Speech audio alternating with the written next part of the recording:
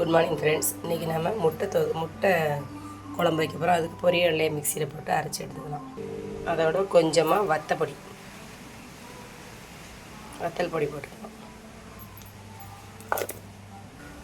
Next இந்த பொரியலோட உப்பு பிடிக்கணுங்கிறதுக்காண்டி கொஞ்சம் உப்பு போட்டு இப்போ தான் அரைச்சி கொண்டு வந்துடும். நல்லா பொடி பண்ணிட்டு வந்து இந்த பொரிகடலையை இந்த பாத்திரத்தில் போட்டுக்கலாம்.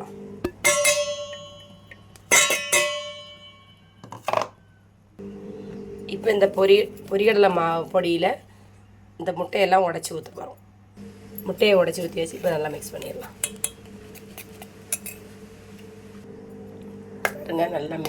பாருங்கள் நல்லா மிக்ஸ் ஆயிடுச்சு.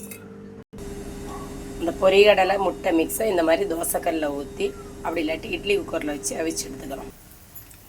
பாருங்கள் தோசை மாதிரி நல்லா சுட்டு எடுத்தாச்சு. இப்போ இதை கட் பண்ணி வச்சுக்கலாம்.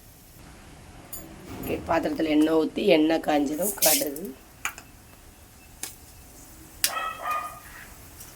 பட்டை, ஏலங்காய் போட்டு அது நல்லா வெடிக்கட்டும்.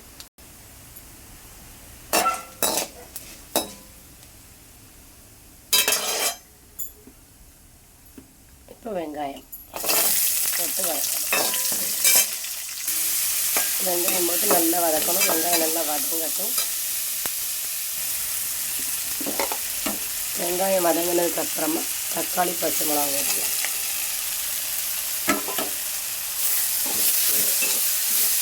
நல்லா வதங்கட்டும்.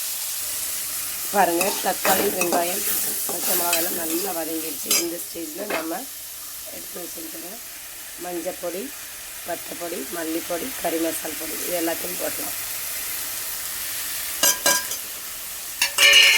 போட்டு வதக்கணும். கருவேப்பிலை, புதினா இலை, மல்லி இலை போட்டு இஞ்சி பூண்டு பேஸ்ட் நல்லா மிக்ஸ் பண்ணி விட்டுருவோம். இஞ்சி பூண்டு பேஸ்ட் ஸ்மெல்லு போகிறது நல்லா வதங்கட்டும்.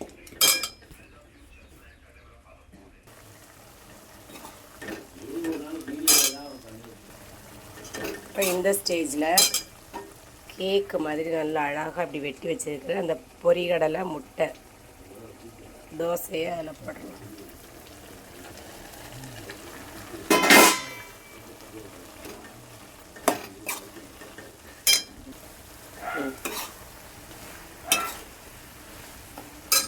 இப்படியே சாப்பிட்டா இது கூட்டாகி வச்சுக்கலாம்.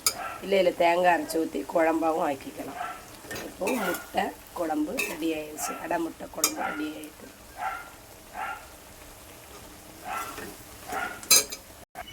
இல்லை தேங்காய் அரைச்சி ஊற்றி நல்லா குழம்பு கொதிக்கட்டும். கொதித்த உடனே இறக்கிடலாம். பாருங்கள் சூடான சுவையான முட்டை குழம்பு ரெடி ஆயிடுச்சு. பொரியடலை முட்டை குழம்பு தயாராகிடுச்சு. இந்த குழம்பை சப்பாத்தியோட சாதத்தோடு வச்சு சாப்பிட செம்ம டேஸ்ட்டாக இருக்கும்.